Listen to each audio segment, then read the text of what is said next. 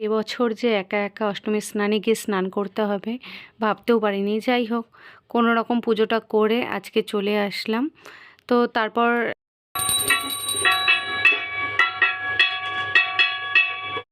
Hello friend, good morning, welcome to my channel Bania blog. তো তোমরা কেমন আছো? আশা করি ভালো আছো, আর আমিও খুব খুব ভালো আছি।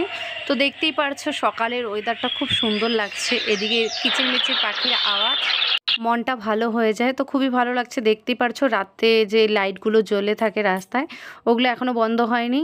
আর এখন প্রায় 5টা বেজে গেছে, 5টা সাড়ে 5টার মতো বাজে, আর আমরা বেরিয়ে পড়ছি। আর আজকে এত সকাল সকাল বেরোনোর কারণ হলো আজ হলো অষ্টমী স্নান। তো দেখতেই পারছো অষ্টমীর স্নান প্রায় পৌঁছে গেছি ঘাটের দিকে। এদিকে দেখতে পারছো চারিপাশে দোকান লেগে গেছে, আর এখনও সেরকম ভিড় হয়নি। তো চলো আগে বাইকটা পার্কিং করে আসি, তারপরে স্নানে ঘাটে যাব। তো এই যে ঘাটের সামনে চলে এসেছি, দেখতেই পারছো প্রচণ্ড ভিড় আছে। আর চারপাশে দেখতেই পারছো ওই ছোটো ছোটো প্যান্ডেল করেছে, ওখানে জামা কাপড় ছাড়ার মতন, মানে স্নান করে চেঞ্জ করার জন্য। আর এই দেখো পাশে বসেছে যে কাপড় টাঙিয়ে, এগুলোতে স্নান টানের পরে এই ডাল চাল এগুলো দিতে হয়। তো এই দেখতে পারছো আজকে এই বছরটা একা একাই স্নান করতে হবে, কারণ একাই এসছি, হাজব্যান্ডের সাথে এসছিলাম বাড়িতে। আজ এবছর কেউ মানে এত সকালে আসেনি। আর সকালে এসছি কারণ কি মেয়ের স্কুল আছে 7:30 থেকে। তো আগেই তাড়াতাড়ি করে স্নান করে যেতে হবে, মেয়েকে রেডি করতে হবে, খাওয়াতে হবে, মেয়ের জন্য টিফিন বানাতে হবে। এর জন্যই আজকে তাড়াতাড়ি চলে এসেছি। বাড়িতে সবাই আসবে, ওরা একটু পরে আসবে, 9টা সাড়ে 9টার মধ্যে। তো তখন আমি বাড়িতে থাকবো, আর বাড়ির বাদবাকি সবাই ওরা ওই টাইমে চলে আসবে। তো দেখতেই পারছো আমার স্নান তো হয়ে গেছে, এখন পুজো করছি। তো গঙ্গা পুজোটা করে তারপরে সূর্য পুজোটা করব। তো দেখো এখানে অনেকেই কিন্তু স্নান করতে এসছে। তো আমি এবছর একাই স্নান করছি, প্রত্যেক বছর সবাই থাকে একসাথে স্নান করি, খুব ভালো লাগে। তো এই বছর একটু মনটা খারাপ, কিন্তু কি করব বলো, মেয়ের স্কুল আছে, আর হলো মেয়ের হলো ক্লাসে এখন পরীক্ষা চলছে, মানে ক্লাস টেস্টগুলো যেগুলো হয় ওগুলো চলছে। এর জন্য স্কুলটাও বাদ দেওয়া যাবে না, এর জন্য তাই ভাবলাম তো সকাল সকাল গিয়ে আগে স্নানটা করে আসি, তারপর মেয়েকে রেডি করে স্কুল পাঠাবো। তো মেয়েকে নিয়ে আসিনি, আমরা দুজনেই এসছি। তো তোমাদের দাদা তো স্নান করবে না এত সকাল সকাল, বললাম যে স্নান করতে, তো বললো করবে না, ঠিক আছে আমি একাই করে নিই। আর আমার নদীতে স্নান করতে খুবই ভালো লাগে। তো স্নান হয়ে গেছে, এখন দেখো এই যে চেঞ্জ করে চলে এসেছি, এখন যাব মন্দিরের দিকে, মন্দিরে পুজোটা করে নিব। এই যে দেখতেই পারছো একদম রেডি রেডি হয়ে গেছি, চিরুনি নিয়ে এসেছিলাম, চুলটাও ঝেড়ে নিয়েছি ভালো করে। আর আজকে সকাল সকাল একটু ঠান্ডা লাগছিল, তো এই দেখো হালকা একটা পাতলা চাদর নিয়ে নিয়েছি। তো এই যে এখন বলছিলাম মন্দিরের সামনে যাব, দেখো মন্দিরের সামনে চলে এসেছি। এখন ধীরে ধীরে ভিড় হচ্ছে। তো এদিকে সবাই ওদিকে স্নান করছে, তো আমি স্নান টান করে তাড়াতাড়ি চলে এসেছি, এখন পুজোটা করে নিব। আর সকালে আসার কারণ কি, নয়তো ধীরে ধীরে না পুরো ভিড় হয়ে যায়, বাড়ি যেতে যেতে অসুবিধা হয়ে যায়, এর জন্য তাড়াতাড়ি আসা। এই দেখো মা গঙ্গার এখানে সিঁদুর পরাচ্ছি, সবাই সবাইকে সিঁদুর পরাচ্ছে, দেখতেই পারছো। তো আমিও মা গঙ্গাকে সিঁদুরটা পরিয়ে তারপরে ধূপকাঠি জ্বালিয়ে পুজোটা করে নিব। আর ওইদিকে হলো যে দেখতেই পারছো বাসন্তী পুজো হয়েছে ওই সাইডটাতে, ওই মন্দির, এটা বাসন্তী পূজার মন্দির, মানে মার মন্দির এটা। আর গঙ্গা মাতাটাকে দেখো বাইরে রেখেছে। তো দেখো সিঁদুর লাগানো হয়ে গেছে, আর চারপাশে কিন্তু প্রচুর দোকান বসেছে ফ্রেন্ড, কি বলবো। প্রত্যেক বছর আসি, টুকিটাকি কিছু না কিছু কেনাকাটা করি, খুবই ভালো লাগে। আর বছরে এই দিনটাতে সকাল সকাল স্নান করে এত ভালো লাগে কি বলবো। আর তার মধ্যে একটা ছোটো মোটো মেলাও পেয়ে যাই। আর যেহেতু আজকে হলো অষ্টমী, অষ্টমীর দিনে আমাদের উপোস থাকতে হয়, যেহেতু নবরাত্রি চলছে এর জন্য উপোস থাকতে হবে। কালকে নবমী, তো কালকে নবমী পুজো করে তারপরে খাওয়া দাওয়া। তো এই যে দেখতে পাচ্ছ মা গঙ্গার এখানে পুজো হয়ে গেছে, এখন আমরা যাব বাড়ির দিকে। তার আগে একটু ভাবছি কিছু নিয়ে যাব বাড়িতে। তো বাড়িতে কী নিব ওটাই ভাবছিলাম। তো চলো আগে পুজোটা করে নিই।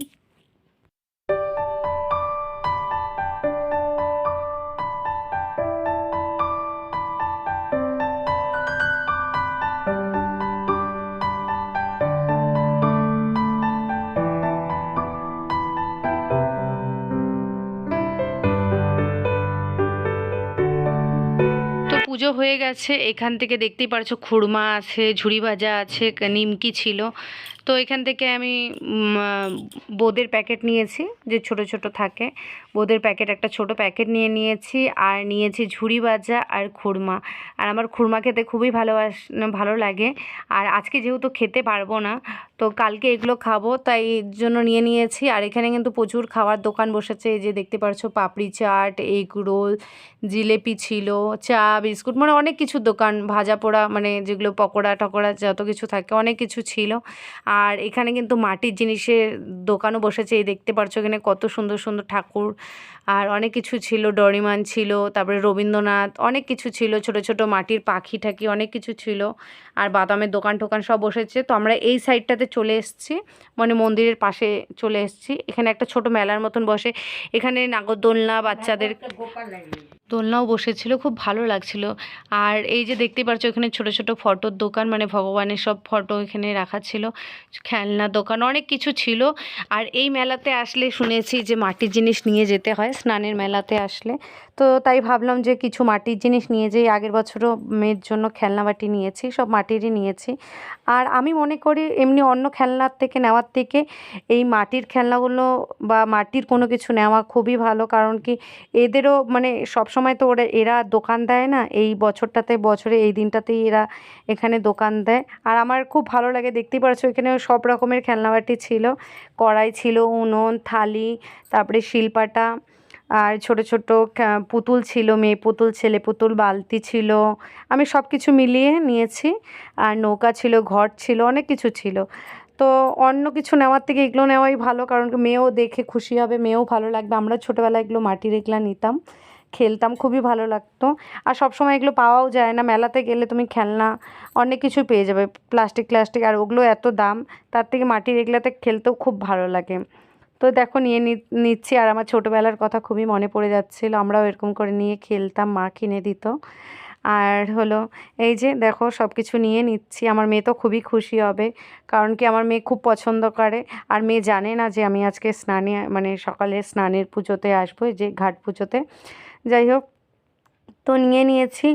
আর এই দাদুটাকে দেখে আমার খুবই কষ্ট লাগছিল, দাদুটার না প্রচণ্ড কাশি হচ্ছিল। তা দাদুকে বললাম, দাদু এগুলো কি সব বাড়িতে বানাও? দাদু বলছে হ্যাঁ আমি সব বাড়িতেই বানাই। দাদু আর দাদুর ছেলে কিন্তু সব এগুলো বাড়িতেই বানায়। আর কত সুন্দর এদের হাতের কাজ, দেখেও কত মন খুশি হয়ে যায়, ভালো লাগে কত। আর এগুলোর দাম কিন্তু একদমই বেশি না, 4 টাকা 5 টাকা করে এক পিস, খুবই ভালো। আর দাদু একটা ফ্রিতে আমাকে ছোট এই গামলা টাইপের বাটির মতন ছিল, ওটাও একটা দিয়েছে বলার পর। তো খুবই ভালো লাগছে, এখন বাড়ি যাব। তো এই দেখো বাড়িতেও চলে এসেছি, মেয়েকে রেডি করিয়ে দিয়েছি। আজকে মেয়ে বলছে এখন আমি স্নান করবো না, তো স্নান করেনি, এমনি তেল টেল দিয়ে দিয়েছি, মেয়েকে ফ্রেশ করিয়ে দিয়েছি, মেয়েকে খাবার খাওয়াবো। আর মেয়ে এখন স্কুল যাবে, রেডি হয়ে গেছে, তার আগে আমি ভাবলাম মেয়েকে দেখিয়ে দিই, মেয়ে খুশি হয়ে যাবে। তো মেয়েকে এদিকে দেখাচ্ছি, তারপর সব আগে যেহেতু সব বাসি কাজ করেই গেছি, কারণ সকাল সকাল। আর মেয়ে ঘুমাচ্ছিল ওর ঠাকুমার কাছে, তো ওই ঘরে ঘুমাচ্ছিল, এর জন্য আমি সব এই রুম পরিষ্কার টরিষ্কার করেই গেছিলাম, কোনো অসুবিধা হয়নি। আর আমরা পাক্কা 6টা 6:30টার মধ্যে চলে এসেছি, অত দেরি হয়নি। আর এখন আমি চলে এসেছি দিদির বাড়িতে। আর আজকে ছিল দিদির বাড়িতে মঙ্গলচণ্ডী পুজো, আর বৈশাখ মাসের এটাই হলো ফার্স্ট মঙ্গলচণ্ডী পড়েছে, প্রথমবার, মানে প্রথম মঙ্গলচণ্ডী, সপ্তাহের প্রথম এটা, আরও 4টা বাকি আছে। তো এখন আমরা পুজো করব, যেহেতু আজকে আমিও উপোস আছি, দিদিও উপোস আছে। তো এখানে সব কিছু দেখো, ফল টল সব কিছু কাটা হয়ে গেছে, আমি শুধু ফলই নিয়ে এসেছিলাম, দিদি আগের থেকেই সব কিছু জোগাড় করে রেখেছে। আর এই পুজো মানে আরও যেহেতু আরও 4টা বাকি আছে মঙ্গলবার, তো দিদি বলছে যে লাস্টেরটাতে ঠাকুরমশাই দিয়ে করবে।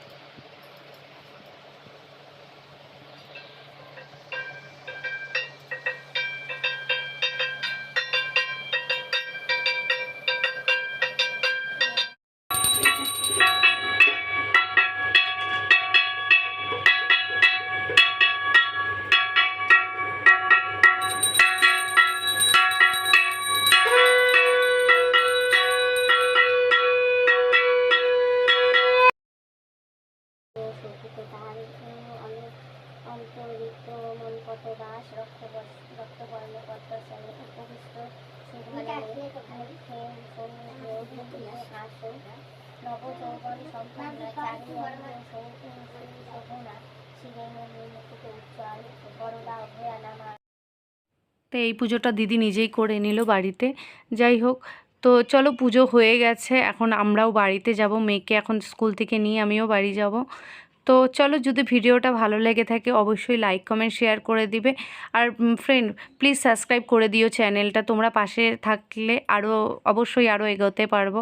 তো তোমাদের সাপোর্ট খুবই প্রয়োজন, তো প্লিজ সাপোর্ট।